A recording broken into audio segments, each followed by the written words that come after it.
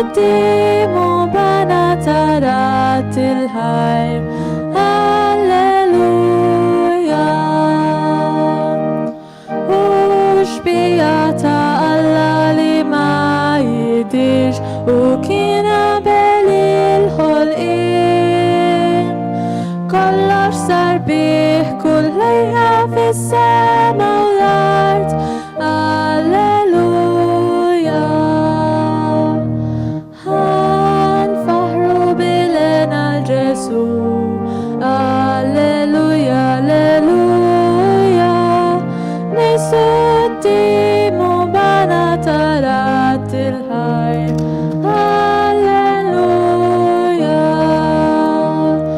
فيه تمر المليات على الهي تكلل ابن الكل وبدم مشرد جبت لابنة مين هللويا هنفخروا بلنا الجسور هللويا هللويا نسدموا بنات الخير هللويا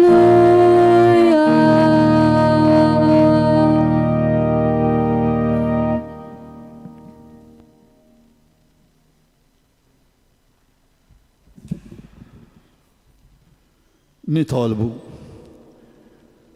U Alla missier tas-sema li tieħu ħsieb il-bnedmin, imjasra mid-dnub u l-mewt, inroddulek ħajra l-qawmin ta' ibnek Ġesu li kien imqajjem mill-imwiet u ħareġ rebbieħ fuq il-mewt u d-dnub. Nitolbuk li permezz ta' din ir-rebħa ta' ibnek intwetna il-ħajja ta' dejjem. Għamel li aħna nġeddu l-ħajja tagħna li tinsab imkisra u nixfa mill-ispirtu tiegħek. Għatina l-qawwa li kif Ġesu qam mill-mewt. Ikollna qalbna mimlija bit-tama ħalli nibdew bidu ġdid u mmutu għal ħajja li moddija ħalli ngħixu dejjem fid-dawl tiegħek. Int li inti l-ħajja għenna narfu li maħna qatt weħidna imlina bl-ispirtu qaddis tiegħek u għamel li l-qawmin ta' ibnek ifakkarna dejjem fl-imħabba rebbieħa bi Kristu Sidna.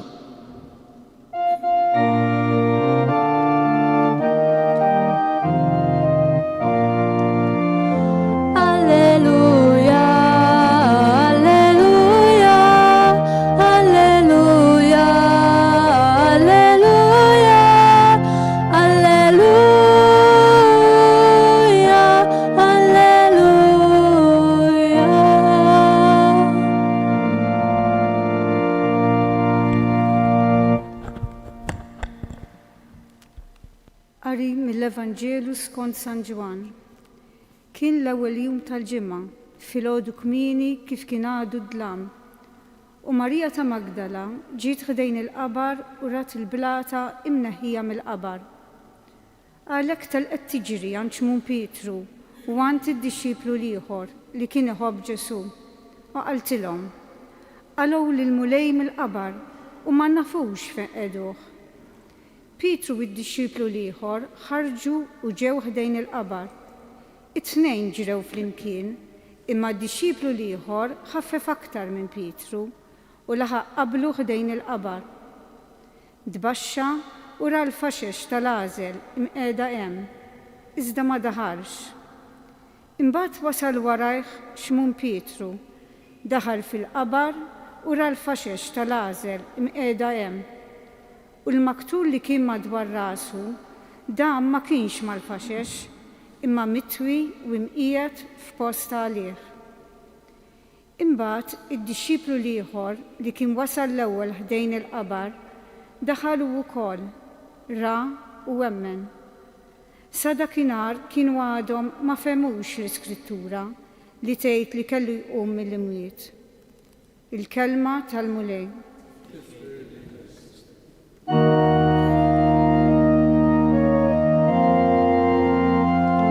tkun imbirek mulej għal dejjem u imbirek li sam qaddis tiegħek. Alleluja.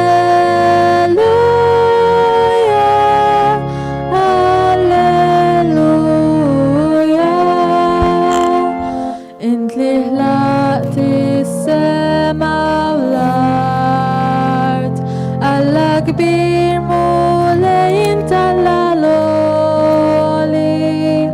Sultan qawwi, tkun imbirek mulej, tkun imbirek mulej għal dejjem, u imbirek li senqat tistijek.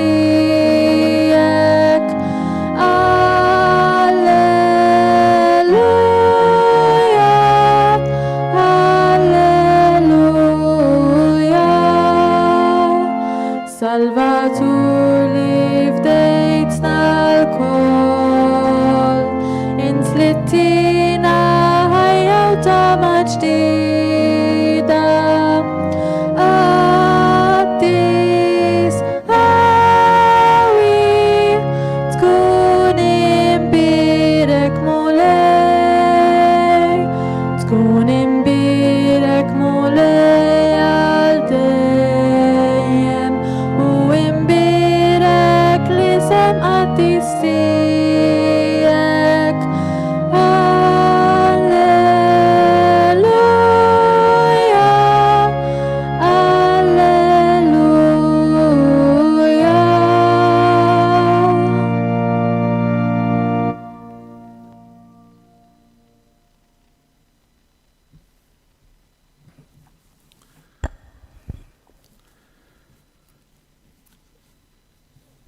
San Ġwan l-Evanġelista jippreżentalna in-narrattiva li fil-qalba tal-Vanġelu Ġesu li kien imsallab u imqajjem.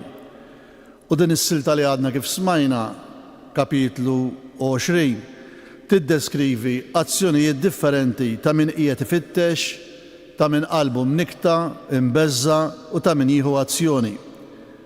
Tiddeskrivi is-sejbien tal-qabar vojt nhar il-Għid filgħodu, b'enfasi fuq ir-reazzjoni ta' Marja ta' Magdala, ta' Pietru u d-dixxiplu l-maħbub.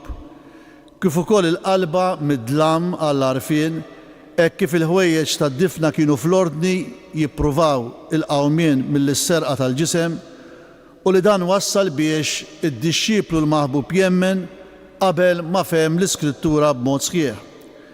Hawn għandna enfasi fuq it-tranzizzjoni minn osservazzjoni fiżika għall-għajnejn tal-fidi.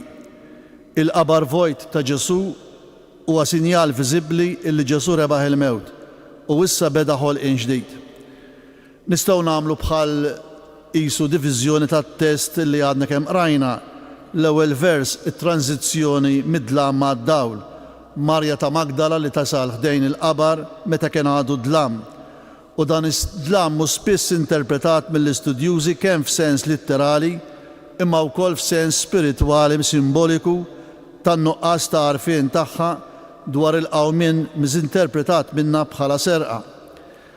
Fil-vrus li jmiss bejn it-tieni u l-ħames il-ġirja lejn il-qabar, Marja tiġri twassal l-aħbar lil Xmon Pietru u lid-dixxiplu l-ieħor, dawn x'kien semgħu l-aħbar mingħand Marija telqu jiġru lejn il-qabar. Fil-versi 6 u 7 għandna il-ħwejjeġ ta' tfin fl-ordni. Pietru daħal fil-qabar josserva l-ħwejjeġ u l-ordni tagħhom, iwarbu kull teorija ta' serqa bġirja fil-ħin. U l-aħħar żewġ tifrus 8-9 id-dixxiplu l-ieħor jidħol fil-qabar li jara u jemmen, imma it-twemmin tiegħu kien għadu bbażat biss fuq evidenza fiżika tal-qabar vojt billi ma kienx fehem l-Iskrittura. Matul id-diskors tagħna rridu nosservaw diversi temi teoloġiċi u eżegetiċi. Il-qawmien ta' Ġesu, it-tranzizzjoni mid-dlam mad-dawl, l-irwol tad-dixxiplu l-maħbub bħala mudell ta' fidi, is-sinifikat tal-ħwejjeġ fil-qabar mitnija, it-twettieq tal-Iskrittura, it-tifsira profonda li tara u l-irwol tax-xhieda. Fl-ewwel vers għandna kien l-ewwel jum tal-ġimgħa filgħodu kmieni kif kien għadu id-dlam u Marja ta' Magdala ġiet ħdejn il-qabar u rat il-blata imneħħija mill-qabar. Kien l-ewwel jum tal-ġimgħa filgħodu kmieni kif kien għadu d-dlam. Għandna kuntrast bejn ir-rakkonti tal-passjoni b'Ġesu preżenti f'kull dettall deskritt Filwaqt li d-deskrizzjoni tal-qawmin tibda bil-qabar vojt mingħajr Ġesu preżenti. Ir-rakkont jibda b'elementi importanti fil-bidu tan-narrazzjoni, il-ħin u l-atmosfera. Kien l-ewwel jum tal-ġimgħa, bil-Grek mija sabbaton, mija tfisser wieħed, juża n-numri kardinali bħal meta ngħidu wieħed tnejn minflok l-aġġettiv ordinali, l-ewwel u t-tieni. Din l-espressjoni mija sabbaton insibuha fl-erba' Vanġeli, hekk f'San Mattew għalih l-ewwel jum tal-ġimgħa, fit-test propjament m'hemmx il-kelma jum, imma sempliċement l-ewwel tal-ġimgħa, u allura tfisser l-ewwel jum tal-ġimgħa.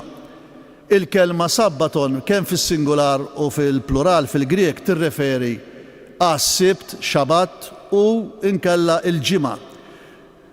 Imma xabat fl-Ebrajk tal-Antik Testament ma tfissirx ġimgħa. Ninnotaw hawnhekk li fil-Vanġeli għandna s-sejbin tal-qabar vojt u ma nsibux l-espressjoni kerigmatika li naqraw pereżempju fl-Atti tal-Apostli fit-tielet jum jew wara 3 ijiem, imma għandna indikazzjoni temporali bikrija fissa tal-insara fl-ewwel jum. Dan kien il-ħadd filgħodu kmieni. Ġesu kien imsallab mietu difnuh il-ġimgħa minn Giuseppe minn Arimatea u Nikodemu u l-qabar kien issiġillat u mħares mis-soldati Rumani kif jgħid San Mattew.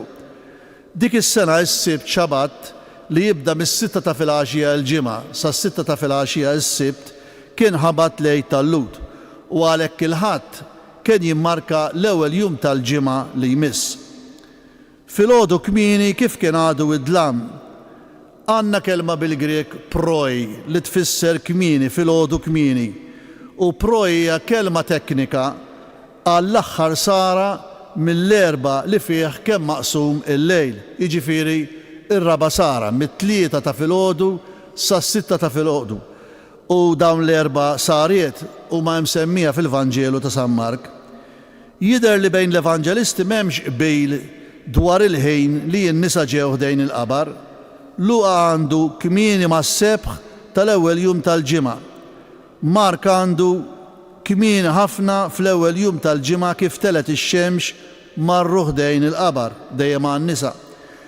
Il-San Mattew hija aktar diffiċli biex tispjega jgħid meta għadda s-sibt maż-żernieq tal-ewwel jum tal-ġimgħa marru jaraw il-qabar. Issa San Mattew juża l-kelma għandu kelma bil-Grek opse li tfisser tard, jiġifieri tard bil-lejl wara s-sibt, imma anke mas-sebħ. Iżda mhix tradotta bħala tard is-sibt jew inkella bil-lejl kif is-sibt spiċċa. Ħafna eżeġeti jifhmu l-espressjoni li tirreferi għas-sebħ il-ħadd filgħodu. Fil-fatt ikompli b'kelma oħra juri il-kelma iżerna, jiġifieri wieħed jissupponi l-istess ħin tal-ewwel espressjoni. Ninnotaw li fil-waqt li Ġwanni jgħid li kien għadu id-dlam, is-sinottiċi b'mod ġenerali għandhom bħala ħin qisu diġà d-dawl. Insibu diversi spjegazzjonijiet.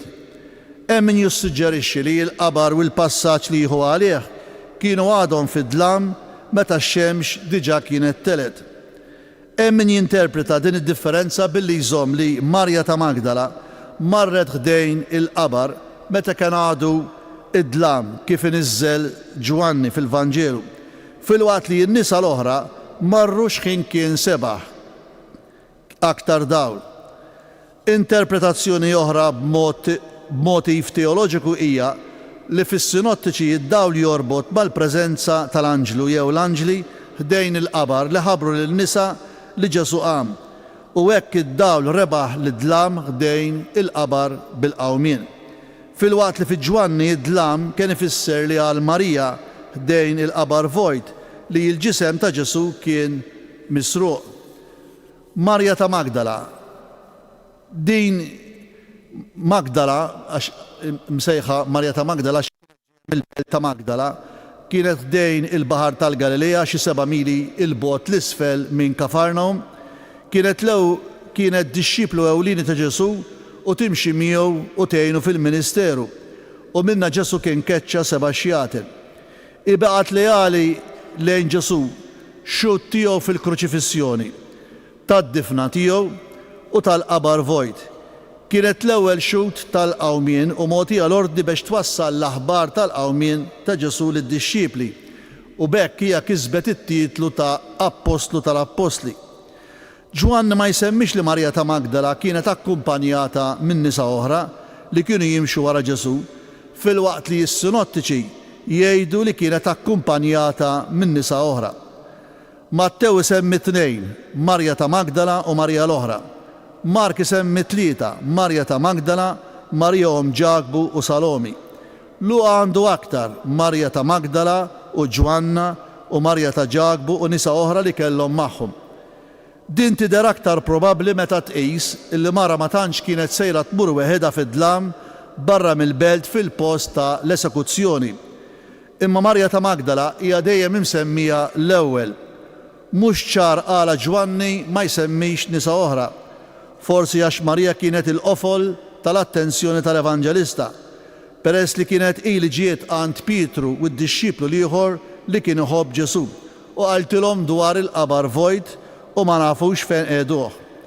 Liema dixxiplu maħbub jekk hu fuq kollox identifikat ma' Ġwanni bin Zebedew l-awtur tal-Vanġelu. Il-plural aħna tindika li kien hemm nisa oħra preżenti u b'mod indiretti wassal għal qbil mas-sinottiċi. Hi m'għandix tiġi identifikata ma' Marija ta' Betanja qrib Ġerusalem li naqraw fil-Vanġelu ta' San Ġwan kapitlu 12. Ġiet ħdejn il-qabar u rat il-blata imneħħija mill-qabar. Ġwanni ma jgħidx għalfejn ġew in-nisa ħdejn il-qabar. Luqa u Mark jgħidu li n-nisa ħadu l-fwejjaħ li kienu ħejjew. Mattew ma jsemmix fwejjaħ imma jgħid biss li ġew ħdejn il-qabar. Iżda hu biss jgħid li l-qabar kien masses u għalhekk ma kienx possibbli li n-nisa jidħlu fil-qabar biex jidilku il-ġisem mejjed ta' Ġesu. Għal Ġwanni ma kienx hemm mottiv tad-dilka bil-fwejjaħ, peress li fix-xena tad-difna id-dilka ta' tfin kienet diġà kompluta. Nikodemu kien ġab taħlita ta' mor li kienet isservi bħala balsmu u sabbara bħala fwieħa u kebbew il-ġisem mejjed bil-faxex tal-għażel bil-fwejjaħ. Wieħed jista' jaħseb dak li jgħid il-Vanġelu ta' Pietru li huwa ktieb apokrifu u anke fil-letteratura rabbinika li n-nisa kienu jmorru ħdejn il-qabar jibku jnewħu għal jumejn jew 3 ijiem bħalma għamlet Marija oħt Lażru li marret ħdejn il-qabar tibki. Kienet drawa fil-Palestina li jżuru il-qabar tal-għażiż tagħhom għal 3 ijiem, peress li kienu jemnu li l-ispirtu tal-mejjed kien joqgħod idur mal-qabar għal 3 ijiem, imma mbagħad jitlaq meta l-ġisem ma jibqax jingħaraf bit-taħsir. Il-ħbieb ta' Ġesu ma setgħux jiġu s-sibt li hu x-xabat tal-Lut għaliex bil-vjaġġ lejn il-qabar kienu jiksru il-liġi u għalhekk ġew il-ħadd filgħodu. U rat il-blata imneħħija mill-qabar. Ġwanni fid-deskrizzjoni tad-difna ta' Ġesu ma jsemmi xejn dwar il-ġebla li tala il-qabar bħalli kieku il-qarrej jaf bija. U lanqas Luqa ma jsemmija, imma Mattew u Mark jgħidu li meta qiegħdu il-ġisem mejjed fil-qabar imħaffer fil-blat, Ġuseppi minn Arimateja gerbeb ġebla kbira fid-daħla tal-qabar. Il-blata jew ġebla mneħħija. Mattew jgħid li l-anġlu mis-sema resa igerbeb il-ġebla u qgħad bil-qiegħda fuqha. Mark għandu li raw li l-ġebla kienet imresqa fil-ġenb, anzi fil-vers ta' qabel f'San Mark in-nisa jgħidu min se jgerbilna il-ġebla mid-daħla tal-qabar. Luqa jgħid sabu il-ġebla mgerba minn quddiem il-qabar. Fis-sinottiċi għandna l-istess verb imgerba jew imresqa bil-Grek. F'Mark u Luqa il-ġebla kienet imresqa jew imgerba qabel ma waslu n-nisa ħdejn il-qabar. Ġwanni jgħid biss li kienet imneħħija imma ma jgħidx kif. X'tip ta' qabar kien? Aktarx li l-qabar kien fil-livell tal-art fil-forma orizzontali aktar milli vertikali. Id-daħla kienet tkun bieb baxx b'mod li biex tidħol trid titbaxxa. Il-qabar kien ikun issiġillat jew b'ġebla kbira imresqa mad-daħla jew inkella b'mod aktar elaborat quddiem id-daħla tal-qabar kien ikun hemm fiha li kienu kien hemm daqsxejn ta' kanal jew skanalatura mħafra li fiha kienet tiġi imrambla il-ġebla l-kbira fil-forma ċirkolari. Fi żmien Ġesu kienu komuni l-oqbra imsejħa kokim imqatta fil-blat li kienu forma ta' xaft dejja u twil u jimbottaw fih il-ġisem ġewwa bir-ras l-ewwel. Kien hemm imbagħad l-oqbra fi stil ta' arkosolium li kien bħal niċċa fil-ħajt fil-forma ta' arkata semicircular fonda madwar 2 jew 3 piedi biex kaffa ċatta maqtuha ftit il fuq mill-livell tal-art li fuqha kien jitqiegħed il-ġisem. L-istudjużi jaħsbu li l-qabar kien fil-forma ta' arkosolium kif donnu Ġwanni jindika meta jgħid li Marja ta' Magdala rat 2 anġli bil-qiegħda, wieħed in-naħa tar-ras u l-ieħor in-naħa tar-riġlejn fejn kienu qiegħdu il-ġisem ta' Ġesu. Ġifieri dritt wara dan ir-rakkont fil-vers 11 għax aħna qrajna sal-vers 9. It-tieni vers għandna telqet tiġri għand xmum Pietru u għand id-dixxiplu ieħor li kien iħobb Ġesu u qaltilhom qalgħu il-mulej mill-qabar u ma nafux fejn qiegħduh. Bil-ġebla mneħħija mill-qabar kien bħal imħabbar li Marija ta' Magdala li xi ħaġa ġrat u tibda l-evidenza tal-qabar vojt. Bl-attenzjoni tinġibet mill-ewwel lejn l-assenza tal-ġisem ta' Ġesu. Għalhekk hija l-ewwel kelma li għandna f'dal vers, itel qed tiġri jista' forsi jfisser li wara li daħlet tara fil-qabar Ġwanni jgħid li kien għadu id-dlam biex setet tittawal, iżda forsi jagħmel aktar sens jekk hi ttawlet anke jekk però Ġwanni u biss aktar tard fil-vers 11 jgħid li Marija tbaxxiet lejn il-qabar wara il-preżenza ta' Pietru u d-dixxiplu ieħor ħdejn il-qabar. Jew inkella Marija rat il-ġebla mneħħija u mhux il-qabar vojt, jiġifieri meta rat il-ġebla tal-qabar imneħħija hi mingħajr aktar investigazzjoni assumiet l-assenza tal-ġisem mejjed li kien ġie misruq. L-idea li seta' jkun misruq kienet teżisti. Marija tesprimi 3 darbiet l-ansjeta tagħha illi l-ġisem ta' Ġesu kien meħud. F'dan il-vers u mbagħad vers 13 u 15 quddiem id-dera tal-anġli u quddiem id-dera ta' Ġesu li ħasbitu l-ġennien. Il-qassisin il-kbar u l-Farizej ukoll kellhom din il-preokkupazzjoni dwar id-dixxipli ta' Ġesu li jiżirquh u l-lut aktar tard baqgħu jgħidu din id-diċerija kif jgħid San Mattew f'kapitlu 28. Għalkemm Ġwanni hawnhekk isemmi biss lil Marja ta' Magdala, jekk kien hemm nisa oħra ħdejn il-qabar kif jirrakkuntaw is-sinottiċi, imma kienet din Marija li telqet tiġri għand Pietru id-dixxiplu li ieħor il-maħbub biex tgħidilhom dwar il-qabar vojt b'azzjoni indenja. Hi telqet tiġri għax ma kienitx immexxija minn anġlu jew bniedem kif għandhom mis-sinottiċi fir-rakkonti. Għand xmum Pietru jew għand id-dixxiplu ieħor li kien iħobb Ġesu. It-tnejn kienu preżenti għalmenu għal parti mill-proċess ta' Ġesu kif jgħidilna San Ġwan kapitlu 18 u 17 waqt il-proċess u waqt il-kruċifissjoni.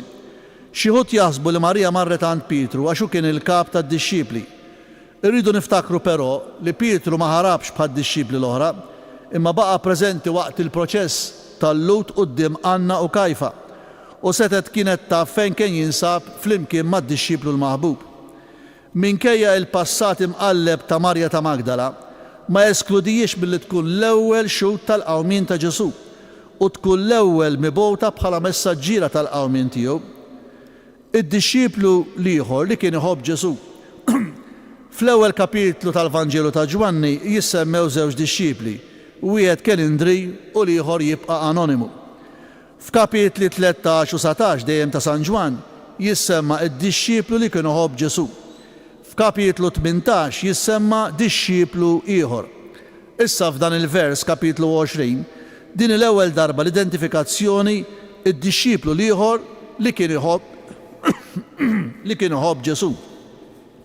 Din il-varjazzjoni bejn id-dixxiplu ieħor u d-dixxiplu li kien iħobb Ġesu skont xi studjużi setet kienet ġejja minn stadji differenti tal-kompożizzjoni tal-Vanġelu. Għalkemm studjuż kbir dwar il-Vanġelu ta' San Ġwan Bultmann ma jqishomx bħala żewġ titli imma jarahom bħala l-ieħor, jiġifieri id-dixxiplu li kien iħobb Ġesu. U qaltilhom qalgħu il-mulej mill-qabar u ma nafux fejn qiegħduh. U qaltilhom jekk Pietru u d-dixxiplu l-ieħor kienu fl-istess post, qaltilhom flimkien.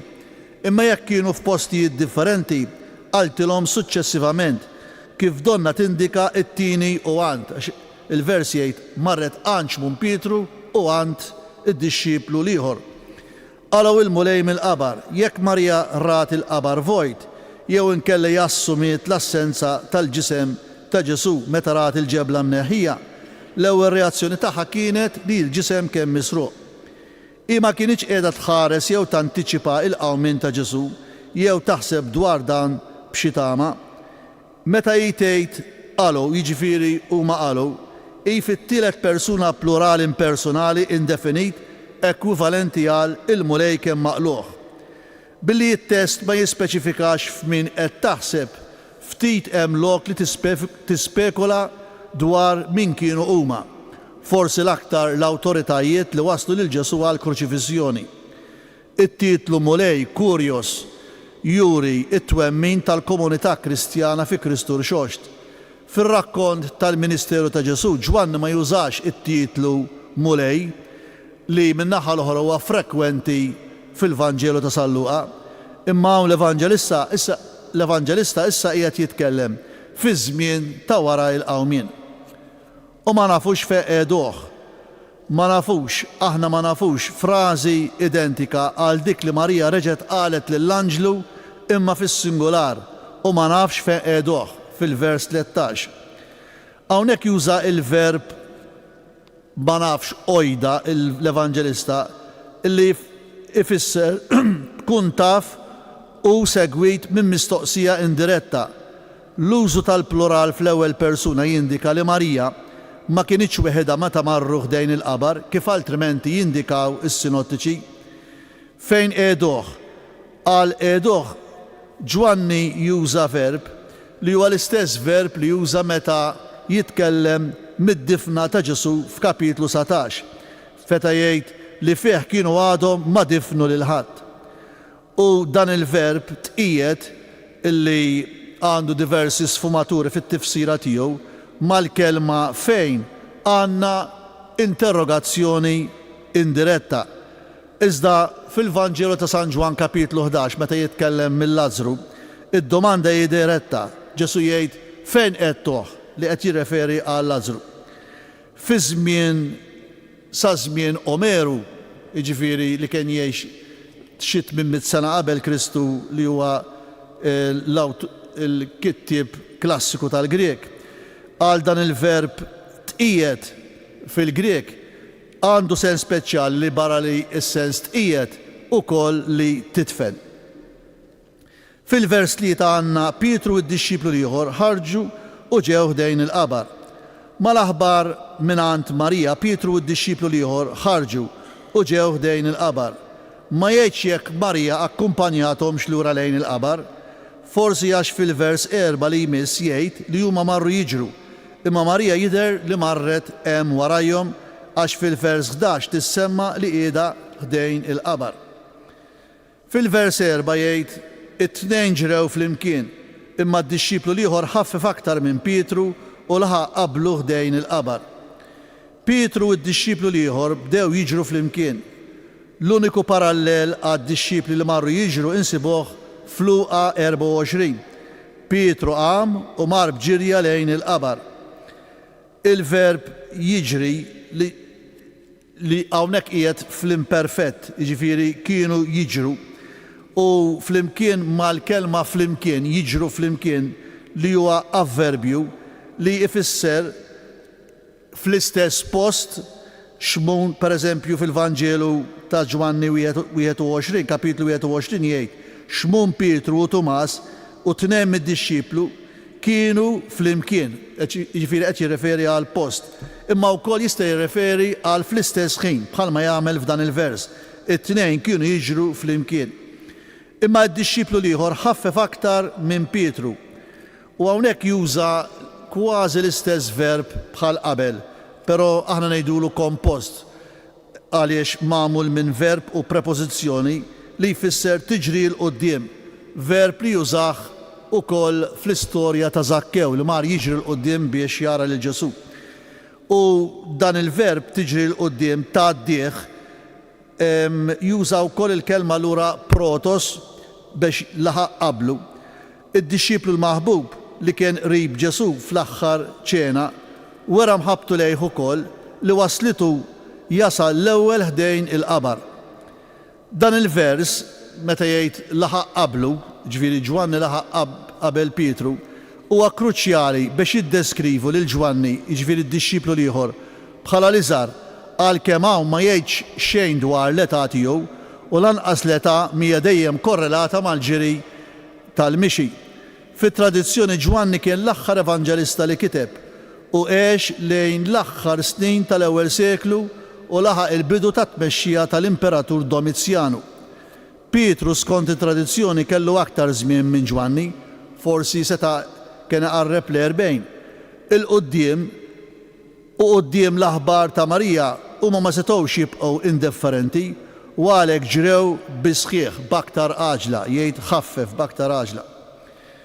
Fil-vers 5 jgħid tbaxxa u ra l-faxex tal-għażel imqiegħda hemm iżda ma daħalx. Sintendi qiegħed jgħid għal Ġwanni. Tbaxxa dan il-verb fil-Grek illi jfisser letteralment tmil, timtlewa, titbaxxa u f'sens figurattiv ifisser tħares f'xi ħaġa, jarbel, jara bir-reqqa. Meta d-dixxiplu l-maħbub tbaxxa biex jara u dan kien neċessarju biex jara għax ġod daħla baxxa tal-qabar ħafna drabi ma tkunx aktar minn 3 piedi oli, ġifieri 90 ċentimetru, u 2 piedi u nofs wiesa 75 ċentimetru. U għalhekk wieħed ikollu jitbaxxa u jitkaxkar biex jidħol ġewwa. Sadattant wieħed jissupponi sakemm u wasal ħdejn il-qabar kien hemm dawl biżżejjed biex mid-daħla baxxa seta' jippenetra u jdawwal il-kamra tal-qabar. U ra l-faxex tal-għażel imqiegħda hemm. Id-dixxiplu ieħor jiġifieri il-maħbub x'in baxxa ra. U hawnhekk għandna f'dal-passaġġ għandna 3 verbi li juru ra u dan huwa l-ewwel wieħed ra bil-Grik blepo, diġà ltqajna miegħu fl-ewwel vers, sempliċement Marija rat il-ġebla mneħħija, ma hawnhekk importanti li nibdew naraw it-tifsira aktar profonda ta' dawn il-verbi. Ra li jfisser tħares lejn, letteralment ifisser jirreferi għall-attività tal-għajnejn, bħal meta tara kif jgħid fil-Vanġelu it-tibna jew it-travu. Il-kapaċità li tara f'kuntrast ma li tkun ama, Ġwanni jirreferi għal-raġel ama. Tħares lejn wiċċ xi ħadd, jiġifieri rigward opinjoni ta' xi ħadd, toqgħod attent u b'mod ġenerali tħoss bis-sensi bħal meta fil-Vanġelu naraw meta irra ir-rieħ kien qawwi, ir-rieħ ma tarax imma l-espressjoni to perceive anke bl-Ingliż jew perċezzjoni mentali tiskopri. Mela b'mod ġenerali il-verb hu karatterizzat għal li tara materjalment jew viżjoni okulari, iżda nsibu xi każi b'dimensjoni spiritwali. Mela hawn id-dixxiplu l-maħbub qed jara oġġett materjali b'mod ċar, il-faxex tal-għażel imqiegħda hemm. Parallel għal dan il-vers insibuh f'Luqa 24. Pietru tbaxxa biex iħares imma ma rax ħlief faxex. Hawnhekk Luqa għandu kelma otonija bil-Grek illi jirreferi bija kefnu fl-iżar u għall-iżar juża il-kelma sindoni. Sindoni hija biċċa tal-għażel fin, aħna ngħidu is-sindone, biċċa tal-għażel fin, lilin. Otonion hija biċċa żgħira tad-drab tal-għażel, faxxa, użata biex ikeffnu l-mejjed. U din hija l-kelma diminuttiv tal-kelma otone li tfisser biċċa kbira tad-drab fin tal-għażel, użat għal ħwejjeġ jew inkella għal loħ tal-ġifen. U din il-kelma nsibuha anke fl-Atti tal-Apostli biex tirreferi għall-iżar jew drab tal-għażel. Għall-Lażru meta ħareġ mill-qabar, Ġwanni juża dawn il-kelmiet bidejh u riġlejh infaxxati u b'maktur ma' wiċċu.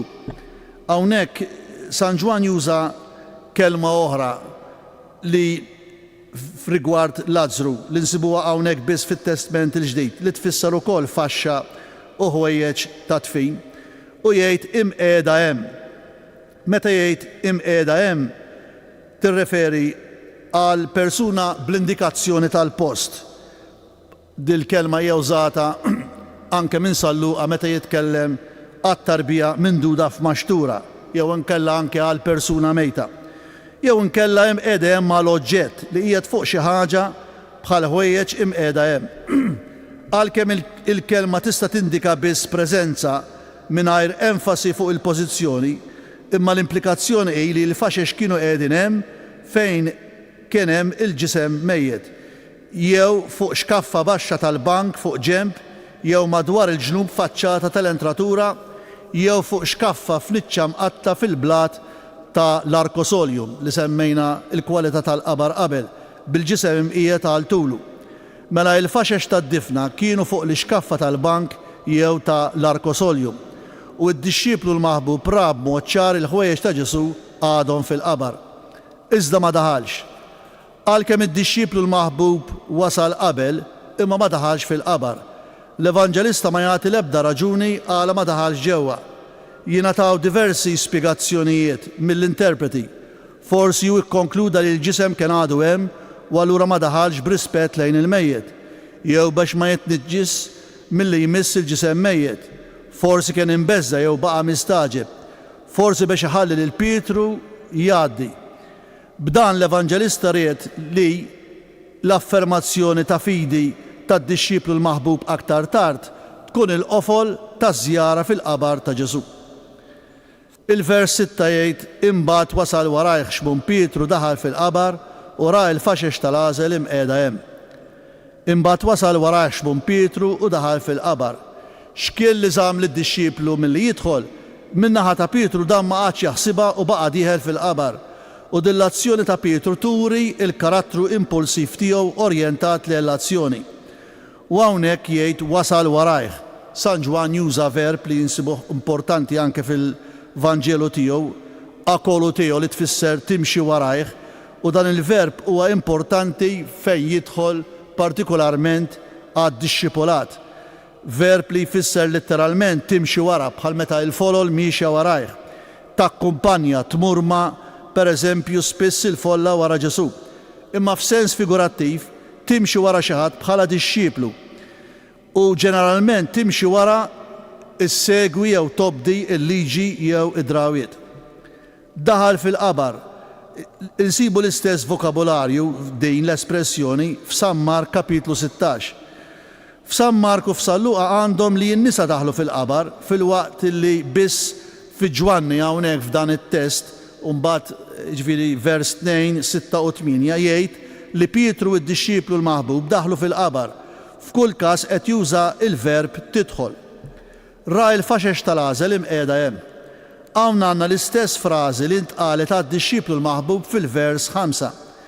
Pietru ra wkoll il-faxex tal-għażel li kien ra d-dixxiplu l-maħbub ftit qabel minn barra l-qabar.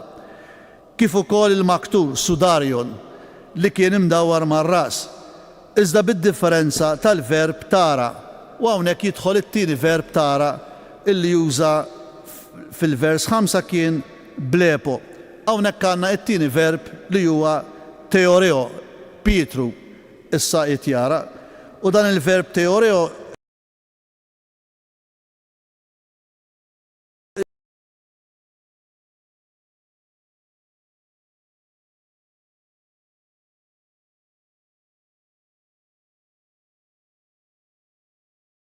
tatur, tara, tosserva, jew tifli bir-reqqa tinnota.